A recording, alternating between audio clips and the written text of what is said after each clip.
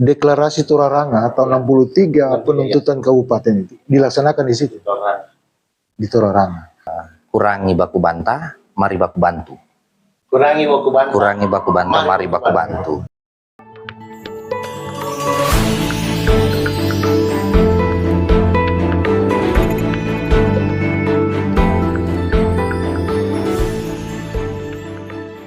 Hari ini Kabupaten Parigi Motong genap berusia 24 tahun.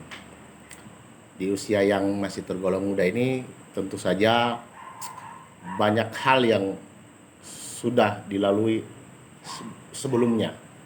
Dan hal ini menurut kami dari tim media di Kabar Saulus itu penting kita untuk kembali melakukan refleksi terhadap sejarah perjuangan dalam merebut daerah otonomi di Kabupaten Parigi Motong yang dulunya disebut Pantai Timur. Nah, ini juga akan menjadi bekal bagi adik-adik kita nanti yang mungkin kalau tidak kita bahas atau kita tidak cerita hari ini, menurut saya ya bisa saja kita tidak tahu siapa-siapa yang terlibat, terus apa saja yang menjadi persiapan pendahulu-pendahulu kita waktu itu, termaksud di 2026 ini atau genap di 24 tahun Kabupaten Parigi Motong ini, saya baru mendengar bicara soal pemberian penghargaan terhadap tokoh pemekaran di usia 24 tahun, dan itu dibahas di ruang DPR. Nah, hari ini bersama saya sudah ada dua narasumber yang menurut saya paham dengan sejarah Kabupaten Parigi Motong, sejarah terbentuknya, karena mereka bisa saya katakan pelaku, bahkan tokoh di masa itu. Dan salah satu juga yang membuat saya berniat untuk ingin membedah lebih jauh, karena pernyataan itu disebut, pernyataan terkait dengan pemberian penghargaan ini disebut oleh salah satu narasumber saya ini. Nah, yang pertama itu ada Kanda Hamsa Cakuno yang notabene adalah tokoh bagian juga dari terlibat dalam perjuangan pemekaran Kabupaten Parigi Motong. Dan yang kedua ada anak muda juga ini bisa dibilang, yang sekarang jadi anggota Dewan DPRD, Kak Chandra Setiawan. Nah, sebenarnya Kak Hamsa, saya lebih senang, lebih biasa panggil Kak Ateng, karena lebih sapaan akrabnya lebih ke situ, Kak. Iya. Nah, kenapa sampai saya buat podcast kali ini, karena memang menurut saya ada hal yang perlu tidak hanya lewat, sebenarnya bisa kita jelaskan lewat tulisan terkait melalui pernyataan Pak Chandra saat itu. Cuman bagi saya ada hal yang perlu kita bahas lebih jauh ke dalam, atau yang perlu tidak hanya sebatas tulisan, apalagi masyarakat kita ini kan bicara masalah budaya bacanya agak kurang ini. Tapi kalau mau menonton, mungkin ya semoga bisa jadi referensi nanti ke depan video ini untuk adik-adik kita ke depan. Nah, ada banyak hal itu yang ingin saya mau tanyakan terkait dengan perjuangan para tokoh-tokoh, termasuk mungkin tokoh pemuda waktu itu kita di perjuangan dalam pemekaran Parigi Motong. Nah, mungkin sebelum saya masuk lebih jauh ke Kak Chandra terkait dengan sampai walkout waktu itu, walkout untuk bicara menyatakan penghargaan, saya bisa mungkin diulas kembali terkait bagaimana perjuangan waktu itu.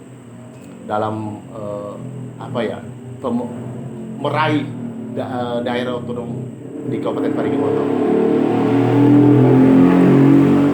Ya, jadi memang pada fase ini yang menjadi sesuatu yang masih terpenggal sebenarnya dari informasi banyak pihak tentang sebenarnya dimulai dari mana. Betul. Gerakan penuntutan kabupaten. Ya. Saya lebih menjelaskan kata penuntutan bukan kata perjuangan. Kalau kata perjuangan seolah-olah perjuangan itu seolah-olah berapi-api. Kita bukan NKRI harus menciptakan sebuah yang lebih besar. Sebagai kata penuntutan itu adalah bagian dari aspirasi para pihak masyarakat yang memiliki atau mendiami wilayah di sebelah timur Sulawesi Tengah yang namanya Kabupaten Parigi Motong hari ini. Itu adalah Pantai Timur yang memiliki secara segenggam sejarah itu adalah daerah ini adalah daerah yang memiliki kebudayaan tinggi. Terdiri dari 4 suku besar, ada Kaili itu terbagi dari suku etnis Tara, ada Bare untuk di perbatasan Poso, sampai di sini ada Lauje, ada Tialu, dan suku laut yang namanya Bajo, dan juga masyarakat Gorontalo sebagian. Itu adalah masyarakat wilayah di dalam pesisir Teluk Tomini. Itu adalah sebuah kedaulatan masa lampau. Kedaulatan masa lampau terhadap bagaimana sebuah otonomisasi terjadi. Di saat lahirnya pemerintahan negara kita ini, Indonesia ini, kita masih tergabung di dalam wilayah pemerintahan Kabupaten Donggala. Padahal kita ini kan ada yang namanya Tomini Box. Tomini Box itu ada meliputi Mautong, Tinombo, Ampibabo, Parigi, Poso, begitu dia punya. Itu di masa pemerintahan kolonial Belanda, dia menciptakan sebuah kewilayahan. Kita di sini punya namanya itu kontrolier. Kontrolier itu setara di level pemerintahan kolonial Belanda itu adalah selevel dengan kabupaten. Makanya sini ada kontrolier. Yang masa pemerintahan terakhir itu adalah seorang tokoh kolonial itu menjadi kontrol itu namanya Tuan Bro. Tuan Bro.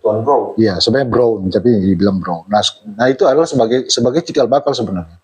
Sehingga pada saat itu tahun 63 itu inisiasi tokoh-tokoh, dan tokoh-tokoh ini berpaut langsung dengan background keturunan. Jadi dari keluarga Borman, keluarga begitu dia semuanya. Sampai di sini adalah keluarga Pasau, Taguno, semuanya berhimpun menyatakan sikap bahwa kami ini harus otonom. Harus menentukan sikap untuk melahirkan sebuah daerah yang bisa kita bikin secara mandiri, membangun sebuah kemandirian untuk membangun daerahnya sendiri. Dengan bisa mengelola sumber daya alam dengan baik supaya kita juga bisa memberikan kemakmuran bagi masyarakat. Selanjutnya itu era gejolak sebenarnya. Jadi cara alat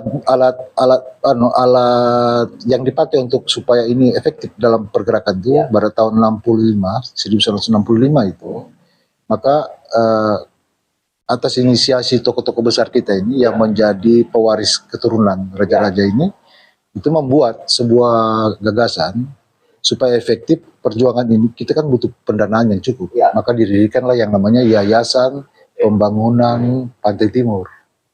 Awalnya. Itu di tahun 65 setelah dari tahun 63 itu 2 tahun setelah itu dibentuklah itu. Jadi waktu terus berjalan terjadi permesta. Maka terhentilah lagi itu perjuangan dan dia putus. Sehingga ada gerakan masif lagi. Gerakan masif itu dilakukan di era tahun 80-an itu untuk mencoba menyuarakan lagi kepada pemerintah Kabupaten Donggala tentang hak otonomi. Di masa pemerintahan Soeharto itu banyak hal yang menarik sebenarnya yang kita jumpai, bahwa maka dibentuklah yang namanya Kerukunan Keluarga Pantai Timur atau KKPT. Tempat ada. Ya, itu terdiri dari tokoh-tokoh besar kita, dari anak keturunan juga sebenarnya. Harusnya begini, orang-orang yang kan begini. Parigi Motong sejarah 80-90 itu digelar oleh Kabupaten Donggala itu adalah laboratorium pemuda. Pemuda-pemuda itu adalah mereka-mereka yang memang memiliki kematangan, kemampuan, ilmu pemerintahan yang cukup. Sebut saja macam contoh Pak Taswin Borman, Pak Arsid Pasau, Pak Awaludin Pasau, ya begitu, yang memiliki kemampuan intelektual. Ada Pak Anur Rahmatu, ada Arsyad Daeng Rahmatu, ada keluarga Paudi, dan semuanya yang punya kemampuan yang cukup dalam. Itu berhimpun untuk menyatakan sikap untuk kabupaten. Nah, kami sebenarnya di sini ada mata rantai yang putus dari sejarah kisah itu, yang sebenarnya yang tidak terekam oleh sejarah hari ini. Bahwa sesungguhnya perjuangan hari ini yang akhirnya melahirkan keputusan pemerintah pusat terhadap daerah otonomi baru, itu sesungguhnya berakar dari keinginan kelompok intelektual.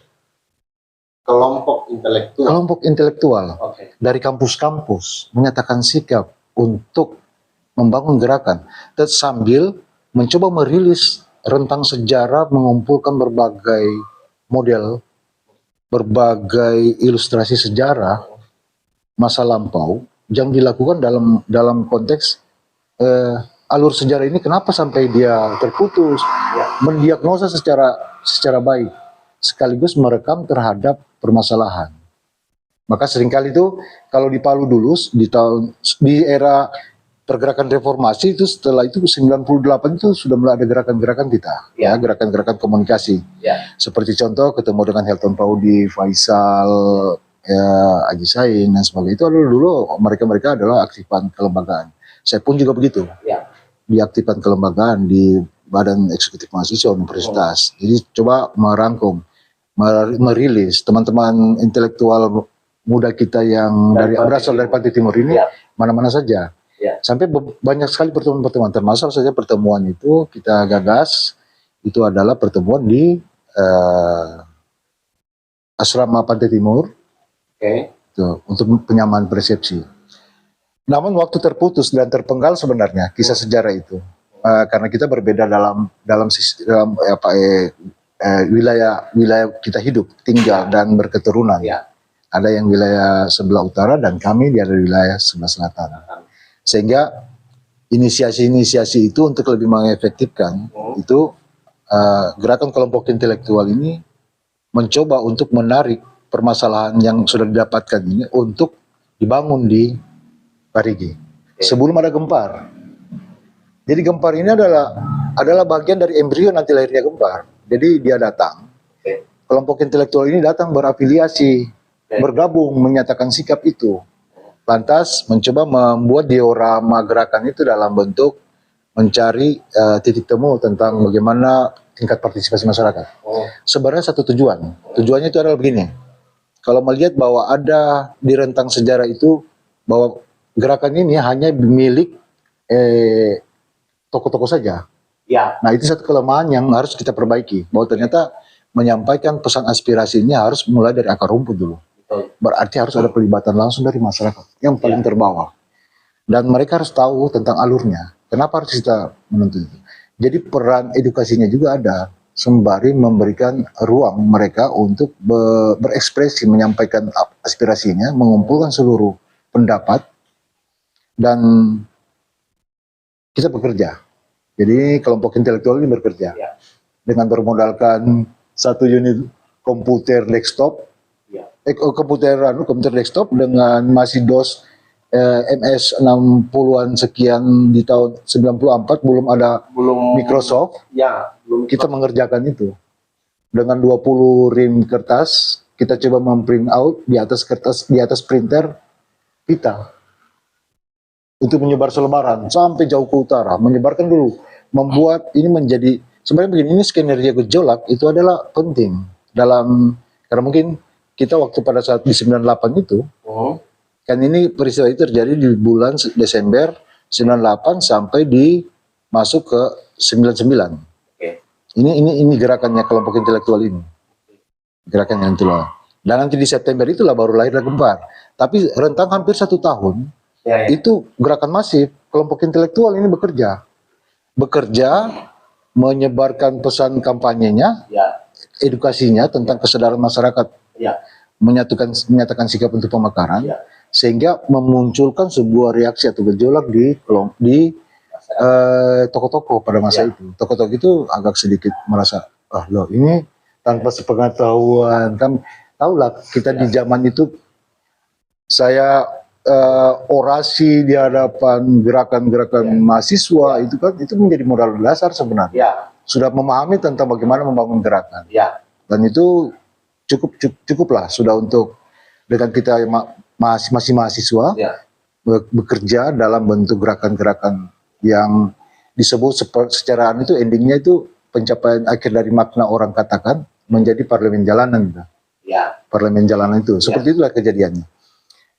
Jadi pada saat itu mulailah ada reaksi dari para tokoh-tokoh kita, termasuk juga dari pemerintahan kecamatan, terutama di kecamatan Parigi ini. Ya. Nampi Babu sudah mulai bereaksi, kenapa ini ada anak muda ini tanpa pengetahuan kami, sehingga ini menjadi pembahasan di tingkat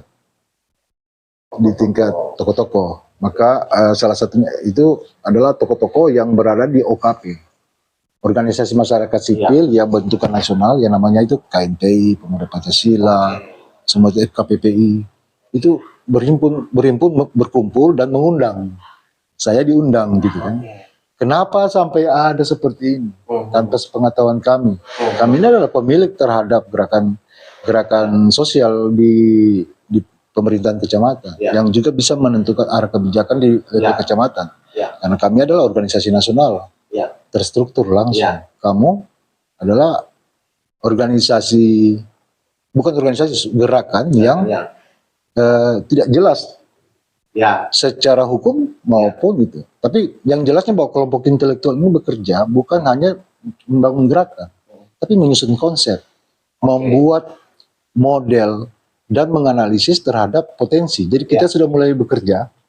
Berapa sih potensi Kabupaten Donggala kalau kita terpisah dengan Parigi Motong? Berapa Parigi Motong potensi PAD-nya nanti? Jadi yang indeks yang diambil itu tentang PAD-nya. Itu dasarnya dulu.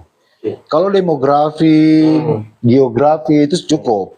Tapi yang paling utama itu adalah berapa ketika pemisahannya nanti. Itu masuk di dalam sebuah rangkaian dokumen kelompok intelektual. Tapi yang selama ini yang dikenal hari ini adalah dalam video-video yang ditampilkan. Ditorong ini bakar ban, kasih pecah, sampai ada tulisan dalam video kalau dibuka kantor ini akan dibom. Sebenarnya itu fakta sepenggal dari sebuah cerita video. Tapi fakta sebenarnya orang-orang yang bekerja itu adalah kelompok intelektual. Bahwa Parigi itu punya kualitas berpikir dalam merancang sebuah model gerakan aspirasi itu lewat perjuangan yang disebut orang itu perjuangan, itu adalah penuntutan kabupaten. Bagi kita itu orang-orang intelektual di level provinsi dan kabupaten Donggala pada masa itu berdebat dalam hal bicara soal hak-hak masyarakat berdasarkan ketentuan yang diamanatkan di era-era masa lampau tentang bagaimana punya harapan yang sama berdasarkan kepantasan atau syarat untuk menjadi kabupaten. Nah itulah sehingga gerakan ini di ujung akhir dari skenario ini, gerakan ini sudah masif di masyarakat, sudah mendukung dan sudah ada kesepakatan sikap yang sama dengan tokoh, mencoba menghantar tokoh ini sampai ada pertemuan yang namanya pertemuan Masigi. Dan ini momentum yang harus saya sampaikan supaya masyarakat Parigi tahu. Pertemuan pertama itu adalah pertemuan tokoh-tokoh di kantor desa Masigi, sekarang Kelurahan Masigi. Ya, itu adalah bagian dari kelompok intelektual datang ke tokoh sentral. Pertemuan antara kelompok intelektual dengan tokoh-tokoh sebelumnya. Ya, tokoh sentral. Tokoh sentralnya itu adalah pada masa itu jabatan terakhir Kerukunan Keluarga Paten Timur, sebuah organisasi penuntutan kabupaten itu di bawah kepemimpinannya Pak Abdullah Pasau. Nah, atau sering kita panggil orang tua saya itu Om Dun. Beliau itu adalah bagian dari orang yang sangat penting sebenarnya dalam rentang sejarah ini.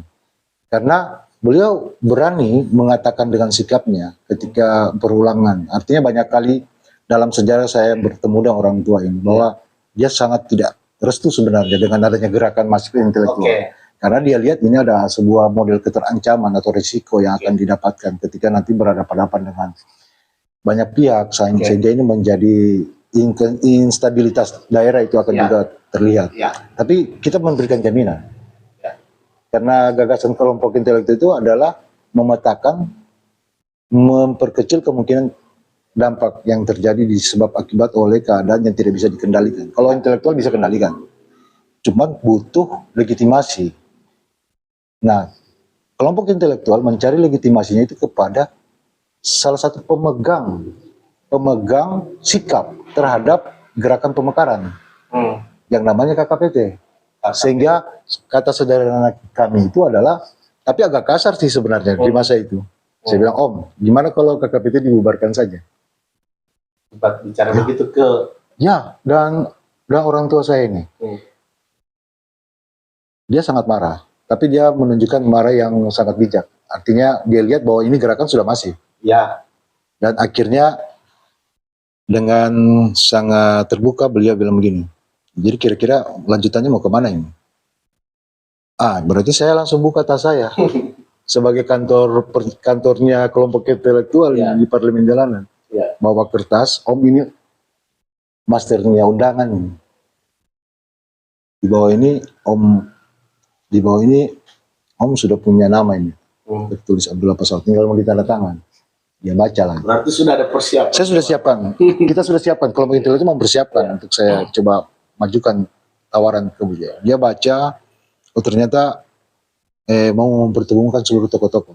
Jadi yang dijadikan utama dalam pertemuan itu adalah tokoh-tokoh, karena terlanjur jauh. Ya namanya biasa kita punya kemampuan di masa lalu untuk menjangkau jaringan keluar, jauh ke sana. Ya. Tetapi sudah ada kontak-kontak pesan bahwasanya ini ada gerakan di Parigi ini untuk saling mendukung bersama yang paling utara. Sehingga beliau membaca itu lampiran belakang lengkap sesuai dengan apa yang menjadi ekspektasi dia, ekspektasi orang tua kami di sini. Gitu. Apa itu? Nama-nama itu adalah nama-nama yang merepresentasi terhadap ex Parigi, mulai dari Rampi Babo sampai Sausu, dan juga merangkum terhadap kepentingan. Ada yang namanya itu gini, itu kehidupan yang inklusif itu terjadi dalam pertemuan ini karena ada Bali. Ya. Ada Jawa, ada Cina, Tionghoa, ada Bugis, dan seluruh warga pribumi asli, Tajue, Lajue, dan sebagainya itu hadir. Sehingga pertemuan itu merepresentasi dari semua orang. Sehingga ada sebuah keputusan. Keputusan dari kelompok intelektual ini melepas seluruh bagian dari gerakannya mereka. Gerakan kelompok intelektual yang namanya itu adalah gerakan apa itu saya sampaikan tadi, Perubahan keluarga ya. Gerakan intelektual ini melepas semua bagian dari gerakan semesta itu, yang namanya gerakan semesta ini. Gerakan semesta ini melepas itu untuk dikendalikan oleh tokoh, karena tokoh sudah sepaham bahwa rule-nya kita itu, harapan kita dari rencana gerakan itu mereka sudah terima. Sehingga ada keputusan lah tokoh-tokoh. Dalam pertemuan itu menghasilkan satu keputusan yang paling menarik itu. Keputusan yang sangat tepat bagi saya pada masa itu. Waktu itu saya mencoba memfasilitasi. Memfasilitasi, dan di samping itu ada tokoh termasuk Pak Walin Sapasawang. Sehingga ada keputusan di tingkat internal peserta bilang bikin formatur, meet formatur untuk mencari nama. Nama organisasi atau nama lembaga gerakan. Bikin lembaga lagi. Bikin lembaga baru. Karena ini kan bukan ini kaum intelektual ini bukan lembaga, tapi inisiasi partisan, inisiasi kelompok intelektual untuk membumikan ini informasi tentang pemekaran dan melepas KKPT, kerukunan keluarga panjang. Sehingga dari KKPT menuju ke Gempar. Jadi dari meet formatur 9 orang ditunjuk itu, besoknya itu pertemuan kuncinya di Gedung Serbaguna. Di KONI ya, kantor KONI sekarang itu. Situ. Di situ menghadirkan seluruh warga masyarakat yang memang dari hasil gerakan yang masif tadi itu hadir bersama-sama, jadi sudah paham semua bahwa ini ada sebuah gerakan. Malam pertemuan itu menghasilkan beberapa nama dan dipilih satu nama oleh formatur dan menunjuk seluruh nama-nama orang yang ex officio dan seluruh pengurus. Itu disusun menjadi yang namanya Gempar. Nah, begitulah cerita yang terpenggal ini. tadi ada upaya penyatuan persepsi terlebih dahulu, Bro. Iya. Antara saya bisa boleh bilang mungkin kaum muda dan kaum tua mungkin. Kayak Betul. sama sejarah Indonesia itu ada kaum muda, kaum tua.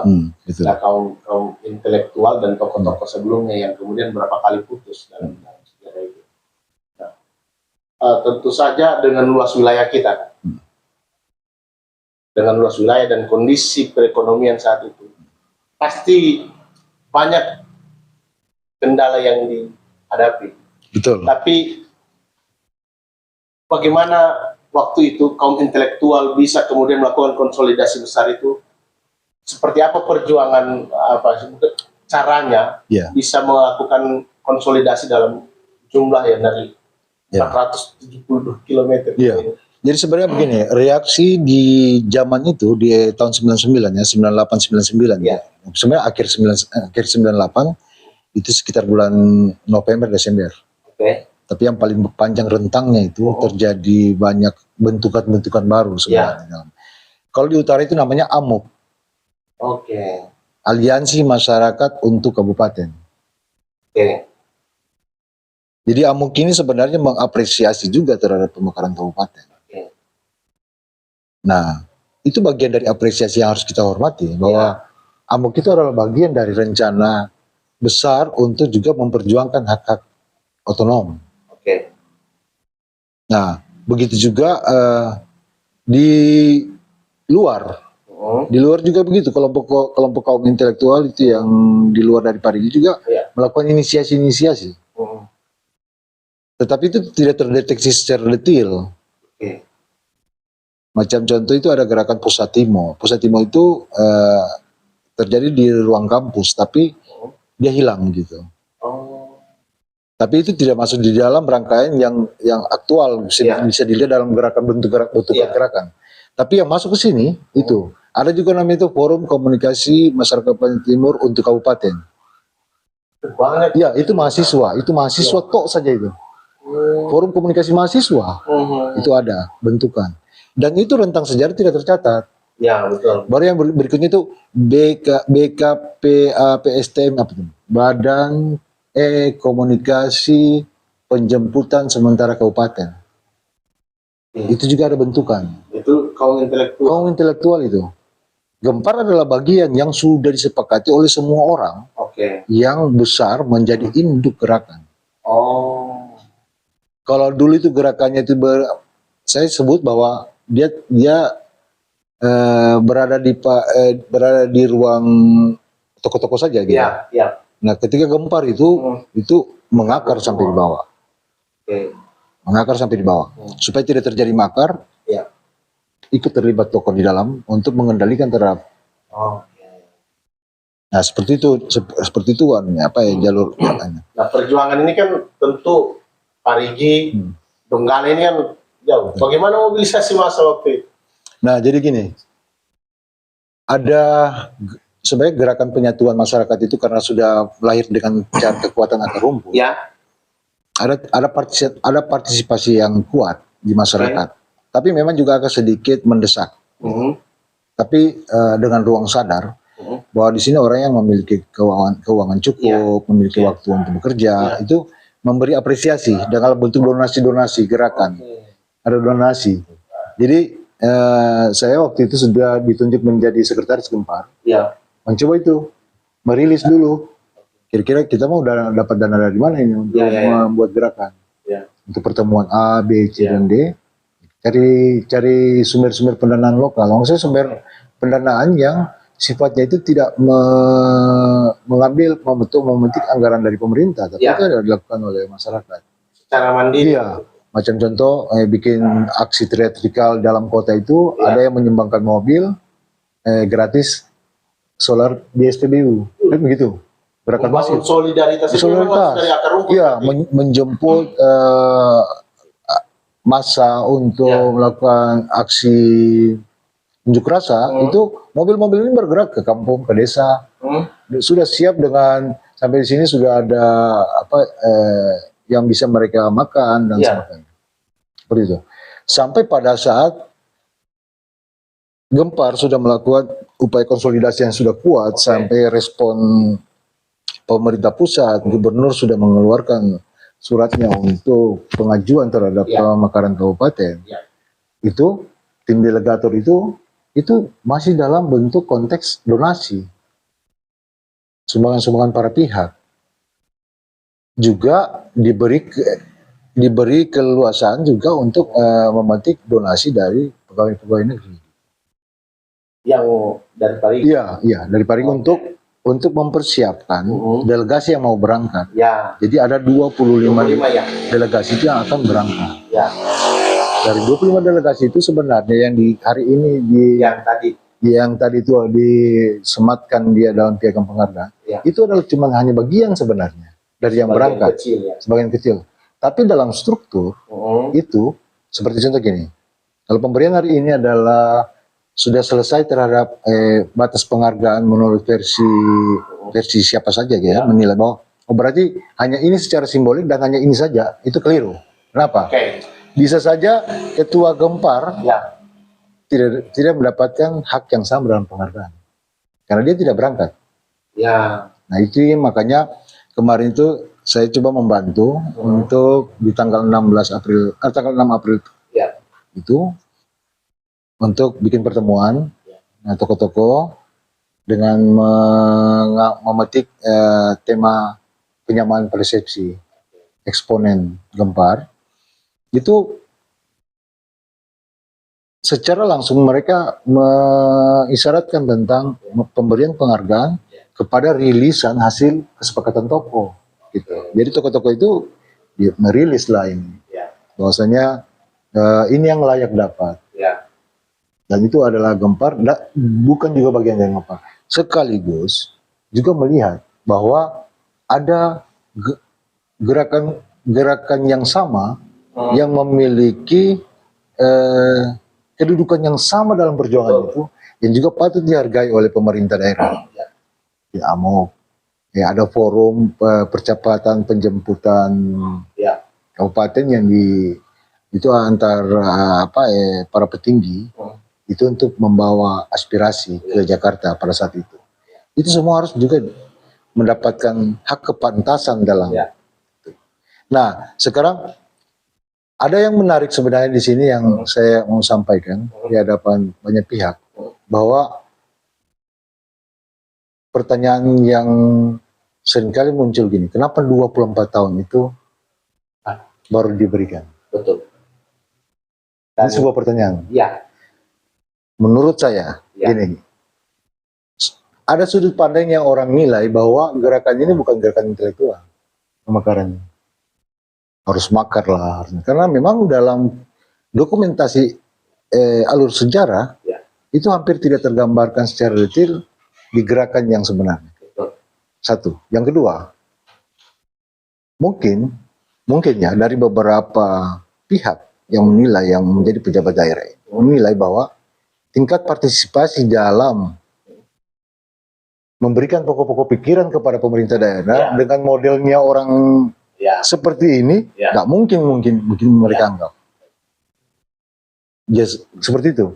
Karena lagi-lagi terpatronasi sudah dengan sejumlah sumber informasi, dokumen yang terlihat.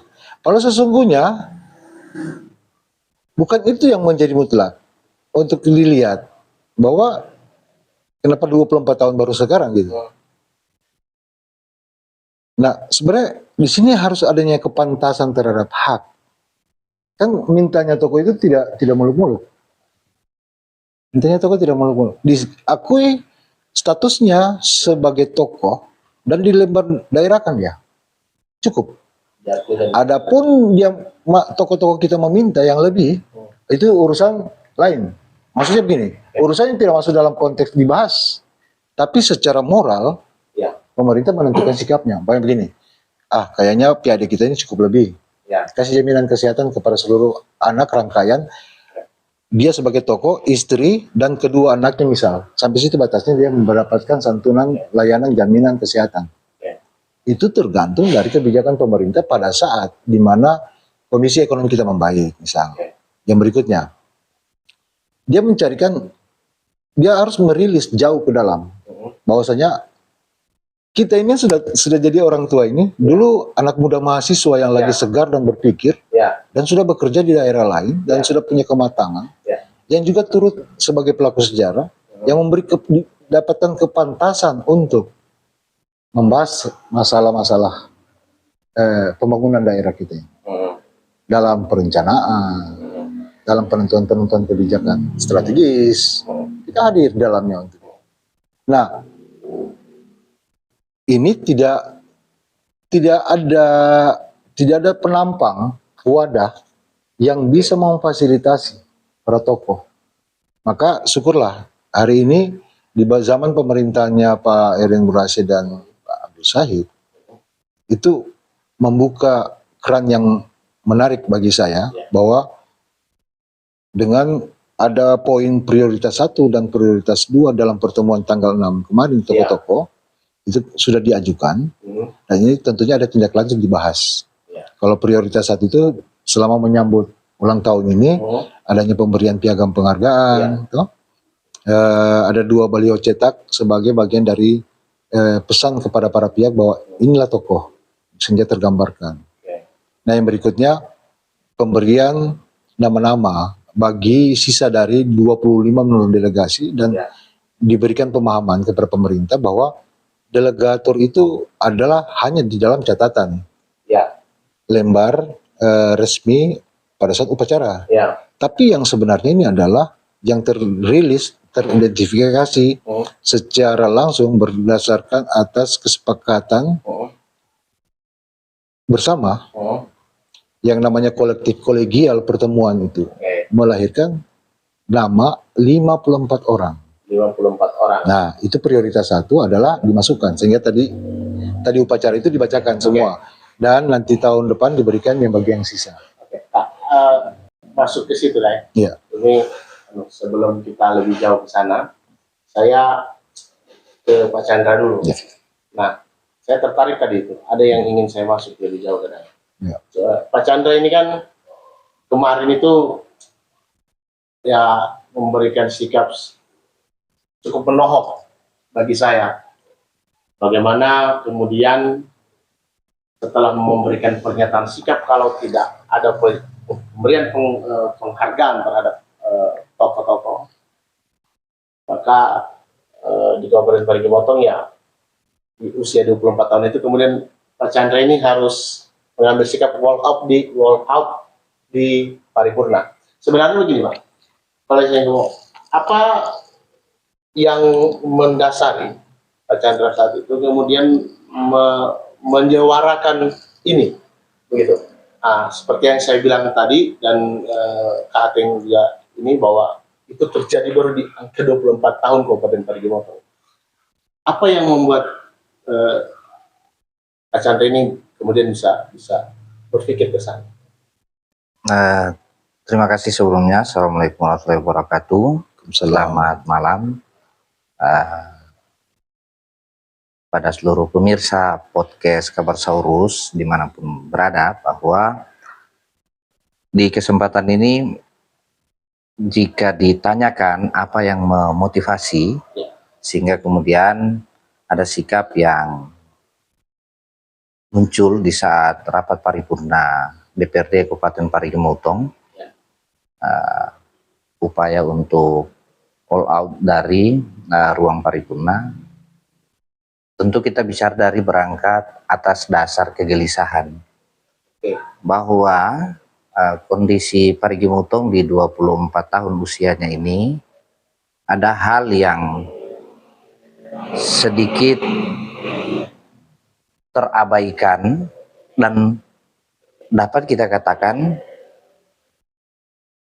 di dalam memori seluruh generasi kita dari setiap tingkatan itu bergeser. Hampir di setiap generasi yang ada di Parigi Motong ini tidak mengetahui persis bagaimana kondisi perjuangan atau penuntutan berdirinya Kabupaten Motong. Ya. Maka tentu sebagai wakil rakyat yang kemudian diberi mandat ini menjadi bagian dari catatan penting untuk kami harus sampaikan di gedung paripurna. Hal inilah yang kemudian kita harapkan agar di usia 24 tahun Kabupaten Parigi Motong ini dapatlah pemerintah daerah memberi perhatian kepada seluruh tokoh-tokoh yang terlibat di dalam proses pemekaran Kabupaten Parigi Motong. Selanjutnya juga hal ini banyak kami dengar dari beberapa tokoh-tokoh yang terlibat langsung bahwa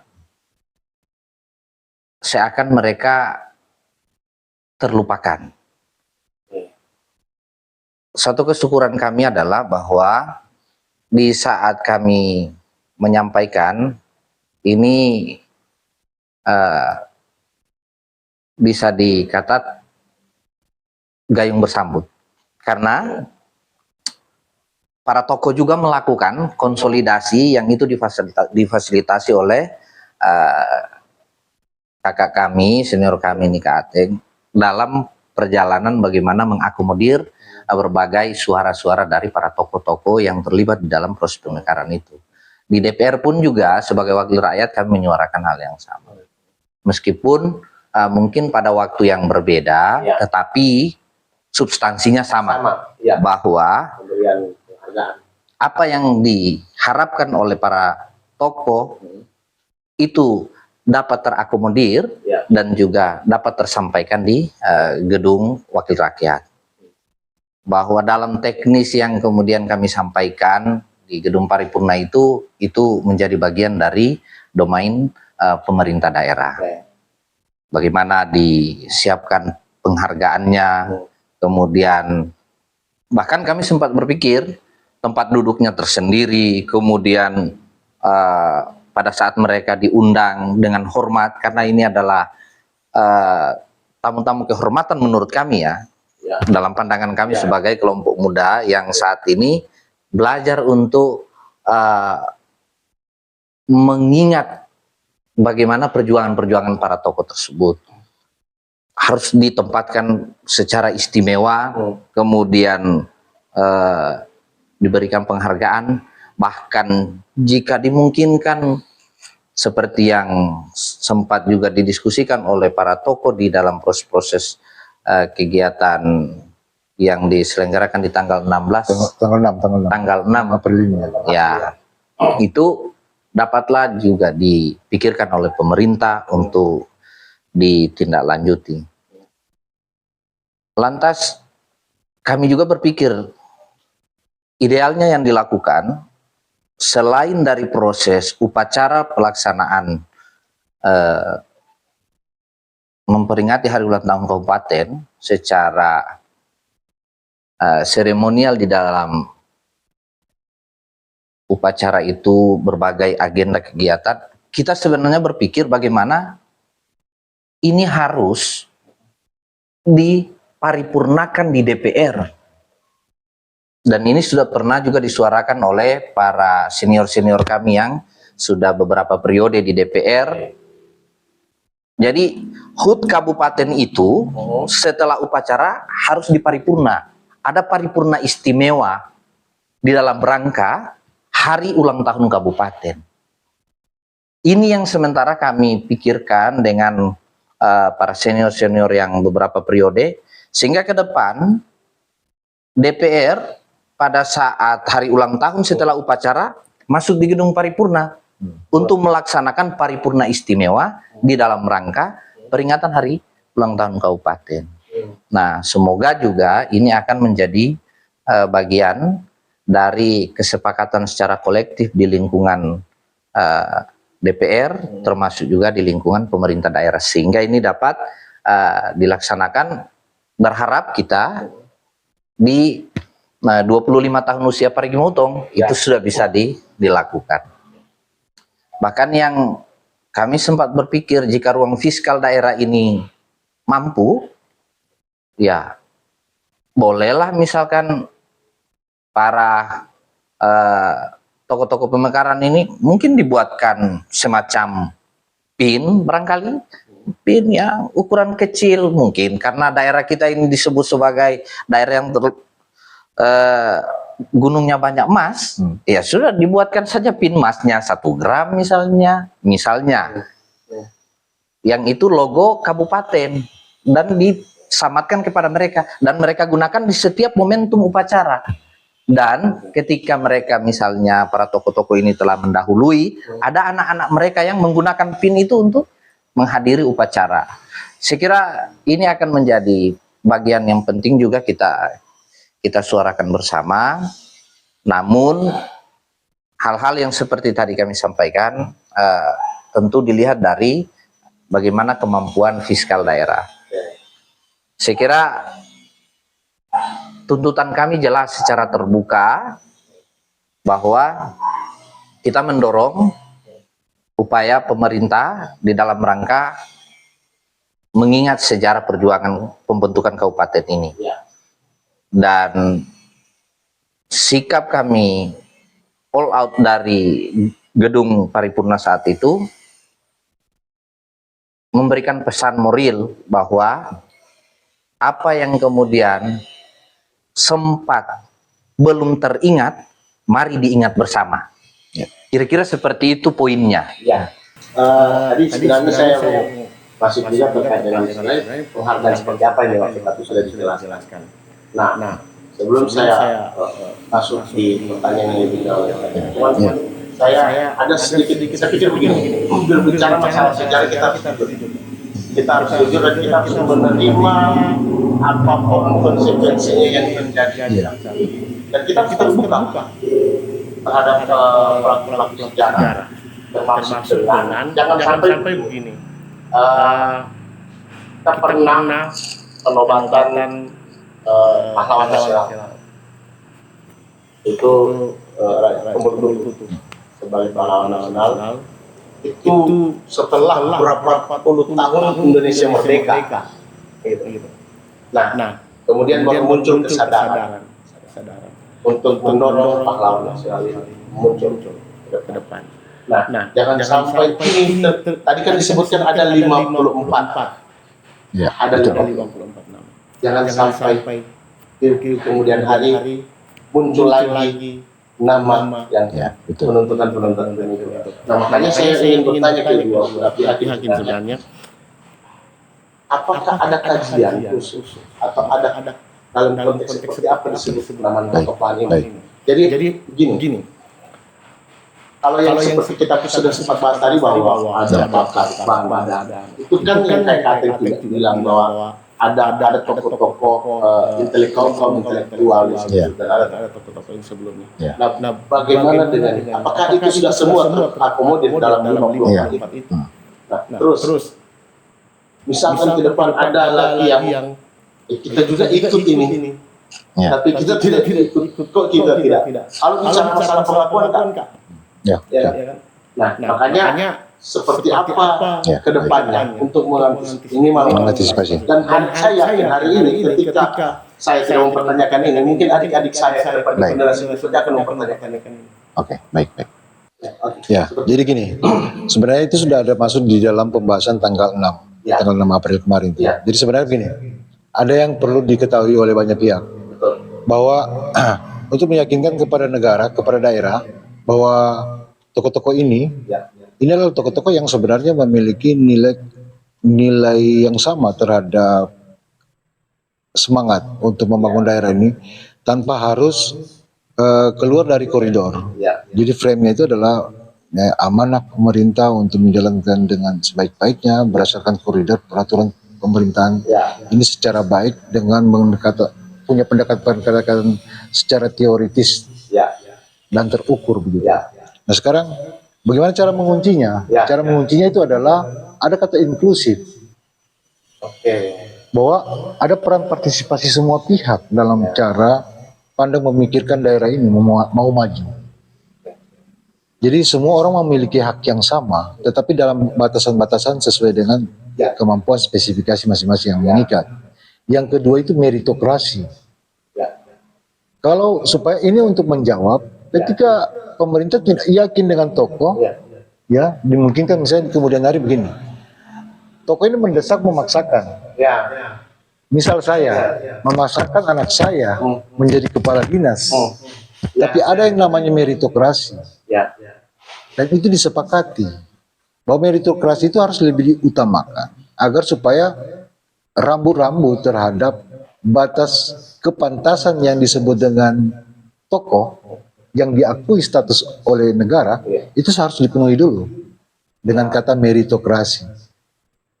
Meritokrasi ini akan memberikan hak pembelaan kepada anak-anak putra daerah asli, anak-anak putra pribumi asli, dan putra-putra lahir yang berakulturasi dalam kehidupan masyarakat, yang memiliki kepantasan dan layak, dan bisa jadi,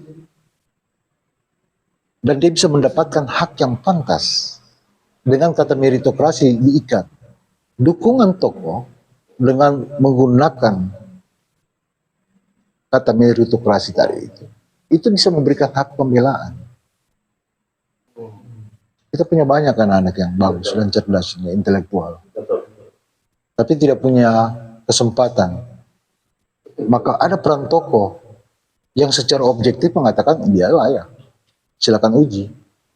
Dia layak menjadi kepala dinas misal, dia layak menjadi kepala bidang misal, kalau memang itu menjadi harapannya, atau tidak gini, dia layak mendapatkan UMKM misal, dia berhak mendapatkan A, B, C, dan D yang berdasarkan ruang ukur kesejahteraan. Itu tujuannya sebenarnya.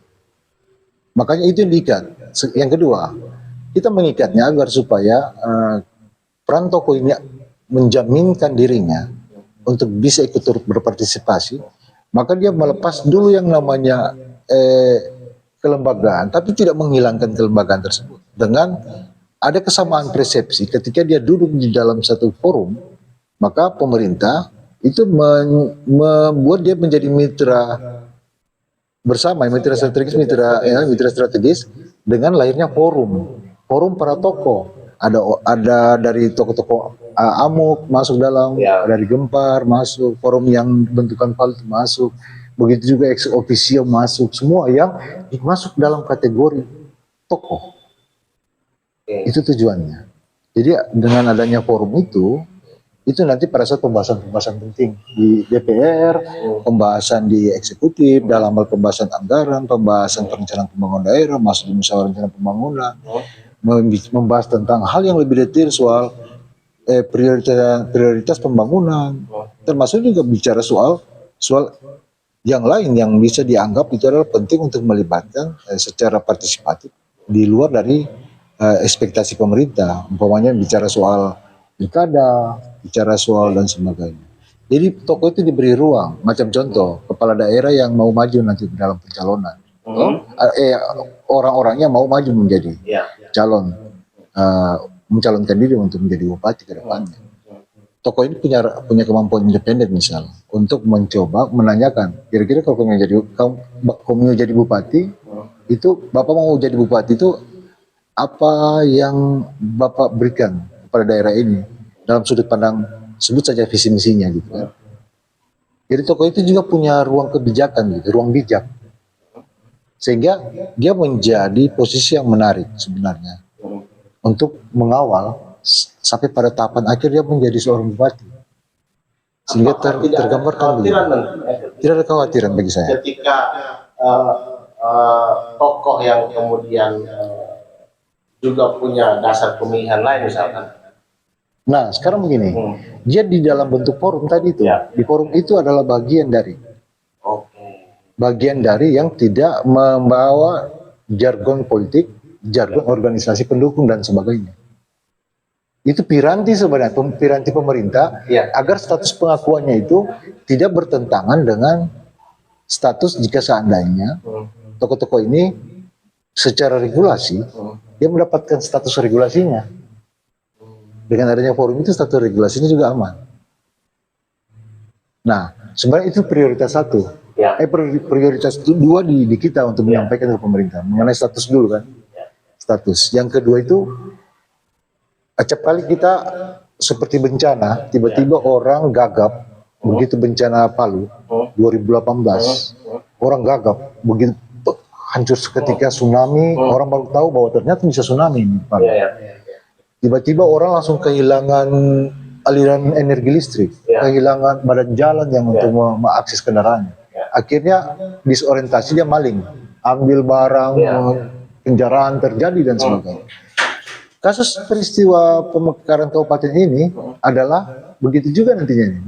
Bukan berarti peristiwa yang seperti tadi, tapi seperti itulah kalau kealpaan orang untuk melihat sejarah. Macam contoh begini, ada peran tokoh dalam perjuangan, sehingga ada nilai rasa patriotisme bagi generasinya, bahwa kita mengambil peran untuk dari orang-orang tua kami dulu begitu ya, mengambil peran yang luar biasa dari tahun 63 sampai 99 itu waktu yang panjang untuk mendapatkan kabupaten ini. Maka peran tokoh menyampaikan ini kepada pihak lewat hasil keputusan di pertemuan kemarin di penyamaan persepsi, menyampaikan dalam satu poin itu adalah ada diorama berupa galeri atau setingkat museum. Tapi kalau museum terlalu besar, ada status perbedaan dalam kata itu. Dia masuk di kategori sebagai diorama.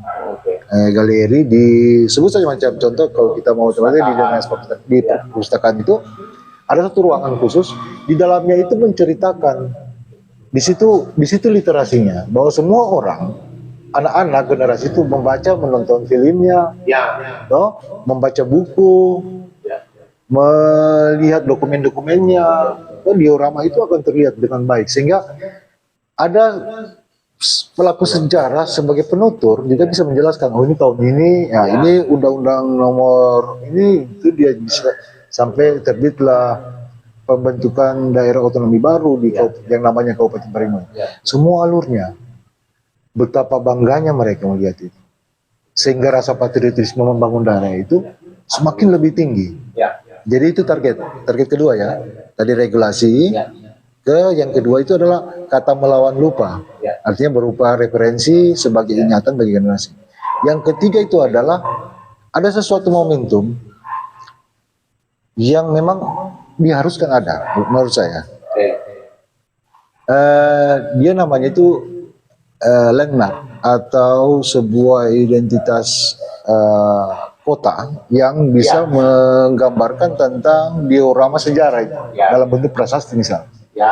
Nah sekarang begini, pelaku sejarah dan saya merilis konteks alur sejarah itu tahu tentang peristiwa tahun 63 sampai 80-an, 99. Sehingga nanti diorama itu akan tergambarkan dalam tugu, dalam prasasti. Tugu itu ada prasasti, menuliskan tentang literasi, sejarah, nama-nama orang.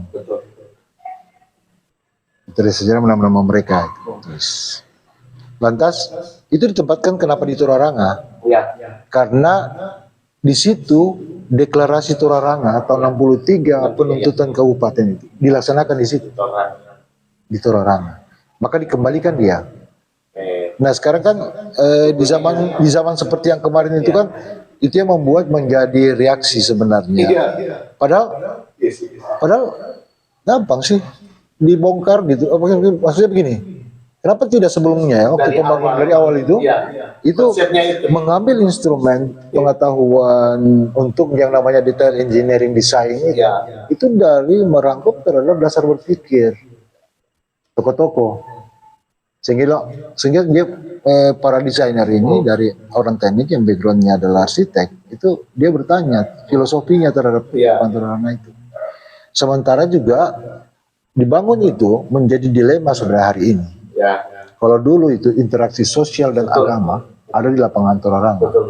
Kalau orang mau sholat id, mulai dari Pembolowo sampai Kampal, berkonsentrasi sholat id dalam satu tempat yang namanya lapangan Toraranga. Dan itu sakral sekali. Yang kedua, dalam interaksi agama itu adalah begini. Masing-masing jatah masjid setiap tahunnya, kalau masjid macam Masjid Darussalam, kalau dia mau sholat id, mereka jadi panitia utama.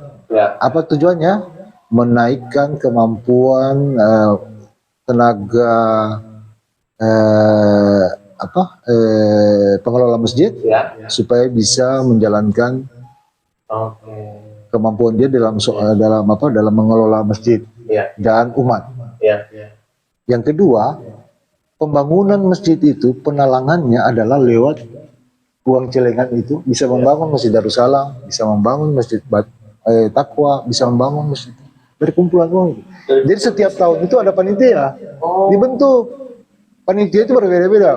Iya, panitia Masjid Masigi, itu semua itu akan dapat dari hasil pengumpulan itu bangun Masjid Masigi. Di hari Masjid Jami, iya. Begitu. Yang berikutnya interaksi sosial. Ya. Ini. Interaksi sosial itu terjadi kalau ada hubungan event-event tradisional, event-event keluarga, semuanya terkonsentrasi di situ. Ya, Sampai olahraga, main bola dan sebagainya. Termasuk juga kalau karena begini, ada nilai sakral sebenarnya, bukan sekedar kita mau paksakan pindah di alun-alun, tapi ada nilai sakral di dalamnya yang bukan dibilang kalau nilai sakral itu sudah cerita horor-horor, bukan.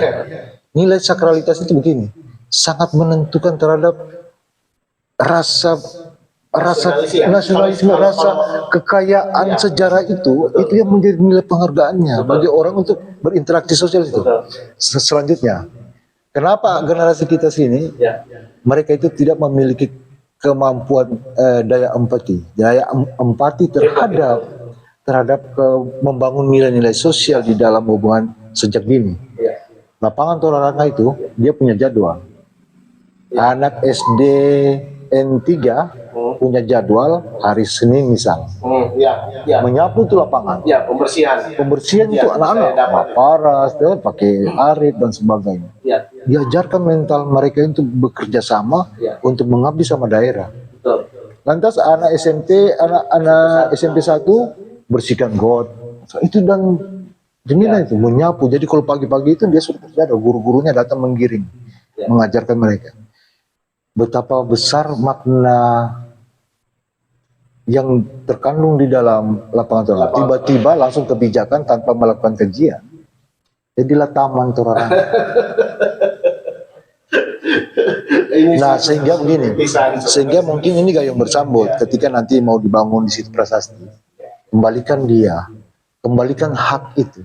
Sudah, setelah kembalikan haknya tokoh, kembalikan haknya masyarakat di 4 kelurahan dan 2 desa lainnya untuk kembalikan dia lapang. Jadi lapang itu supaya nanti sholat itu tuh tetap terjadi interaksi. Anak-anak itu sudah bisa juga bermain di situ, jadi tempat bermainnya anak-anak sekolah. Ada literasi, tinggal dinaikkan sedikit statusnya. Dia punya taman-taman bacaan, tapi tetap lapang. Jadi ketika nanti sholat Id tetap di situ. Karena begini, pemangku kepentingan itu juga harus melihat dari sudut pandang religiusnya. Bahwa kalau kita membicarakan bahwa Nabi itu hanya musim hujan, nanti hujan dia baru dia sholat di masjid. Selebihnya itu kalau itu di lapangan. Dan itu bagi orang yang beragama yang tahu tentang itu, dia merasa bahwa tidak seret lah saya sholat di masjid ini. Dia selalu sedih lihat, aduh kenapa kita di masjid, padahal kita orang enak betul kalau di lapangan Torarangan. Dan itu terbawa karena memang dari sudut pandang menurut pendapat agama, pendapat yang dia dianuti, yang dia pelajari begitu. Nah ini harus dikembalikan, sehingga kayaknya ini gayung bersambut nanti menurut saya. Nah, ini tidak dirasa sudah mau 1 jam, sudah 1 jam. Sebenarnya masih banyak yang harus kita ingin buka. Cuman ini pertanyaan terakhir saya kedua narasumber saya ini. Masing-masing punya sudut pandang. Kateng yang dulu kaum muda, kaum muda. Sekarang kan sudah agak sedikit, kalau saya bilang karena masih muda sih. Rambut saja yang tua. Iya, rambut saja. Nah, dari 24 tahun Kabupaten Parigimotong dengan segala persiapannya saat itu, keinginannya seperti lalu itu seperti apa? Apakah saat ini sudah tercapai tujuan itu atau belum? Dan PR-nya apa saja kalau memang belum? Dan pertanyaan yang sama juga saya sampaikan juga nanti bisa bergantian menjawab sama Kak Chandra juga. Dalam hal ini sebagai anggota DPR yang mungkin sudah belajar tentang sejarah Pak Ibu. Ya, saya dulu Pak Chandra, Silakan. dan kayaknya ini sangat strategis sekali Iya. kalau kita bicara tentang keadaan hari ini dan akan datang. Sebenarnya dalam pemanduan kita di penyamaan persepsi itu ada kata tagline-nya kita itu. Ya. Sebelumnya, hari ini dan yang akan datang. Kan gitu. Kan Sekarang, kita semula ya, sekarang ini, semula orang. Jadi di antara ini adalah bagian dari sebenarnya ruang lingkup yang sudah sangat tuntas dibicara oleh Toko. Ya. Sebab 24 tahun omongnya ini. 24 tahun ngomongnya ini. Sudah sangat lebih tajam. Kalau dia diasah, mungkin sudah setengah dari besinya habis. Kayaknya begitu. Tapi bukan itu yang mau saya kira. Nah, sekarang begini, menurut pandangan saya, saya coba bukan mewakilkan, tapi mengambil, memetik berbagai informasi semangat orang menyatakan sikapnya terhadap daerah ini. Sekarang begini, kalau saya sih itu melihat soal indeks dalam pembangunan. Indeks pembangunan daerah itu kan dalam berbagai model penyertaan terhadap penilaian hasil survei kan. Kita itu rata-rata di indeks kita itu di peringkat 7 atau 8 itu untuk indeks dari berbagai hal yang ada di seluruh kabupaten di Sulawesi Tengah. Di 7 dan 8. Kemiskinan kita jauh dari angka standar nasional, IDM kita jauh dari angka standar nasional, apalagi yang namanya PAD. PAD itu 8 sampai 9 sampai 11% yang jauh dari ekspektasi nasional. Nah sekarang, tapi itu belum terlambat sekiranya bagi kita. Nah sekarang ditanya apa peran gitu ya untuk dalam konteks apa kita untuk bisa sebagai generasi kaum intelektual tadi. Sekarang ini seperti tadi itu ada forum kan, libatkanlah semua para pihak yang pemikir ya, baik itu yang tokoh-tokoh yang kecemerlangannya dan sekarang dia sudah tua dan rambut putih. Itu juga para ikut terlibat juga ya. Tapi bertepatan saya berada pada posisi di mana saya dapat apresiasi gitu. Bukan karena pemberian tapi kematangan kita di dalam memikirkan tentang daerah ini dapat kepantasan duduk untuk bisa berbicara tentang perencanaan pembangunan, mencarikan solusi tentang bagaimana target tahun 2027 menaikkan PAD. Ini sudah kita coba rancang untuk membuat kajiannya sampai pada turun-turunannya sampai kepada fakta integritas yang dijalankan oleh OPD. Itu adalah satu hal yang tidak pernah berhenti. Endurance dia. Jadi setiap saat kita tetap dalam bertahan hidup dengan suasana seperti ini, tapi tetap harus selalu mengingat dalam batin sendiri bahwa ini adalah tugas kita, bukan tugas pemerintah semata. Maka kita tetap berpartisipasi dengan tetap satu melihat bahwa Parigi ini dibentuk dengan etika. Ya, karena dia bukan lahir dari tiba-tiba ada buangan tahanan. Satu tahanan di Spanyol misal dibawa di sini, semuanya itu adalah preman, pembunuh, penculik dan sebagainya yang diasingkan di sini, bukan. Lahir tumbuh dari kebudayaan yang sangat memiliki etik. Maka kebudayaan etik itu etik dan kebudayaan ini adalah bagian yang paling penting untuk bisa membangun daerah tanpa harus dengan begitu lugasnya mengatakan yang sangat tidak etis menurut bahasa umum masyarakat. Kok misalnya di Padang Enteng kita punya A, B dengan kata-kata kotor. Sebenarnya bukan begitu. Kalau dia adalah intelektual yang cemerlang untuk membangun itu dan dia memiliki tingkat kematangan berpikir dan pendidikan yang cukup, maka ketahuan orang itu bahwa kematangannya dia menghindari friksi dari soal etik dalam menyampaikan sebuah pesan. Dan pesan itu adalah tujuannya untuk membangun. Tapi kalau ada orang yang menyampaikan pesan sampai keluar dari batas etik yang dimaksudkan oleh amanah kehidupan sosial masyarakat, maka dipastikan bahwa tidak ada penerimaan yang jelas bagi semangat semua orang menerimanya, termasuk juga masyarakat. Sebaik apa yang dia sampaikan, kalau tidak dalam batas etik, maka itu juga tidak baik. Sekarang begini, menghindari ancaman yang tak penting itu lebih baik karena kita menuju ke tujuan yang sama sebenarnya. Hanya gara-gara di prosesnya kita berkelahi saja. Tapi mencari sumber permasalahan sampai mencapai tujuan itu yang paling utama dengan cara yang beretika. Karena dengan cara beretika, kalau gaung intelektual itu lebih mudah mencerna saling berdiskusi. Tapi kalau sudah dengan tidak etik, tidak akan dapat. Itu pesan saya. Chandra, bagaimana? Ekspektasi kita untuk Parigi Motong ini tentu menjadi daerah yang diharapkan oleh kita semua, menjadi daerah yang terdepan sesuai dengan jargon dan ekspektasi seluruh masyarakat. Namun di dalam perjalanan kita di 24 tahun ini tentu banyak hal yang perlu dievaluasi. Mulai dari proses pembangunannya dan soal-soal pendidikannya, soal kesehatan dan seterusnya.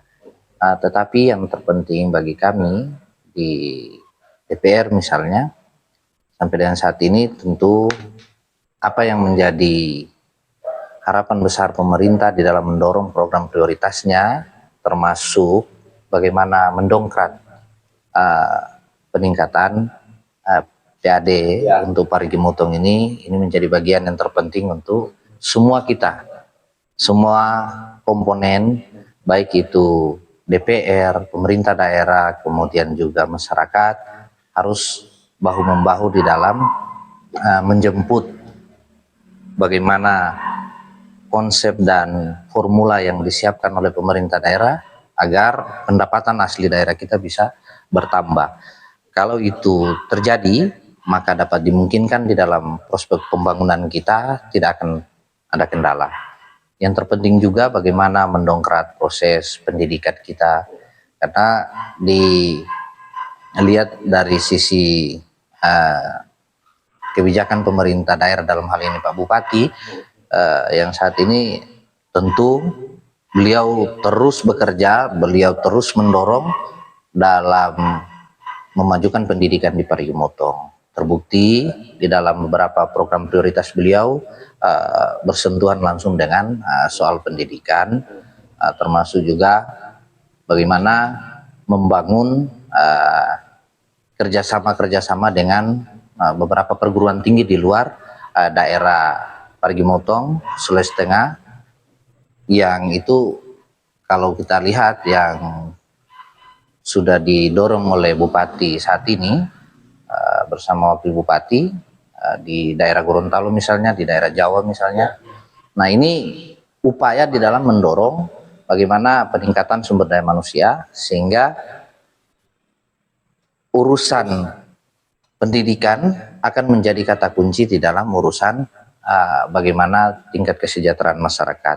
Ini semua akan menjadi bagian yang tentu sebagai siklus yang tidak akan terputus. Selanjutnya yang ingin kami sampaikan juga di momen podcast malam ini, bahwa pada prinsipnya DPRD sebagai mitra sejajar pemerintah daerah selalu mendukung upaya dan program daripada pemerintah daerah yang dalam hal ini memajukan Kabupaten Parigi Motong. Kalau saya pribadi menggunakan jokes mungkin kurangi baku bantah, mari baku bantu. Kurangi baku bantah, mari baku bantu. Kalau ini semua kita lakukan, semua kelompok masyarakat dari berbagai elemen, mau dia dari aktivis, jurnalis, masyarakat, pemuda dan semua komponen tanpa terkecuali di dalam mendongkrak kemajuan daerah ini, saya yakin ini akan menjadi keringanan berpikir dari pemerintah dan seluruh pemangku kepentingan di daerah ini, sehingga apa yang kita harapkan untuk Parigi Motong terdepan itu akan tercapai. Dan kami berkeyakinan kuat itu akan bisa dicapai di dalam perjalanan Parigi Motong, bahkan optimis bagi kami itu di 2027, 2028 bisa akan diguide oleh pemerintah daerah. Dengan catatan kurangi baku bantah, mari baku bantah. Saya kira itu poinnya. Penutup juga bagus. Iya. Nah, sebenarnya saya mau ingin mendalami lagi sebenarnya. Cuman kan memang sudah kalau bicara ini Panjang Mas. habis. Tapi minimal yang saya dapat malam ini bahwa ada sejarah yang putus dan kemudian Tersambung. coba tersambungkan, coba disambungkan. Nah, ya semoga disambut baik juga. Saya tertarik dengan galeri tadi itu. Semoga pemerintah bisa menyambuti itu nanti. Kita semua bisa berharap itu. Karena apalah gunanya kita besar ke depan tapi kita lupa dengan sejarah. Kurang lebih seperti itu. Nah, insya Allah Kak, kalau ada kesempatan di lain waktu saya bisa undang dengan Baik. beberapa isu lainnya. Baik. Sebenarnya masih ingin mendalami, cuman ya terbatas waktu lah kita. Tapi abis ini mau berangkat ke Palu sudah? Belum. Oh belum ya? Belum. Masih banyak yang perlu masih di sini. masih banyak yang perlu didiskusikan. Iya.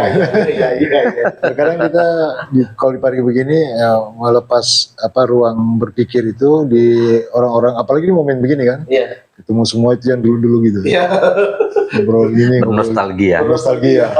Sekaligus juga itu mengingat kembali rentang sejarah itu supaya lebih kuat. Sembari juga melihat bahwa mengevaluasi kan di tingkat mereka menurut sudut pandang mereka itu teman-teman intelektual itu gimana. Oke, saya tutup dulu ini Kak. Terima kasih. Lalu kita Oke, terima kasih sudah menyaksikan video kami. Semoga video ini menjadi jejak digital yang bisa berharga ke depan bagi adik-adik saya ke depan, generasi muda yang akan membangun Parigi Motto ke depan. Terima kasih. Assalamualaikum warahmatullahi wabarakatuh. Salam.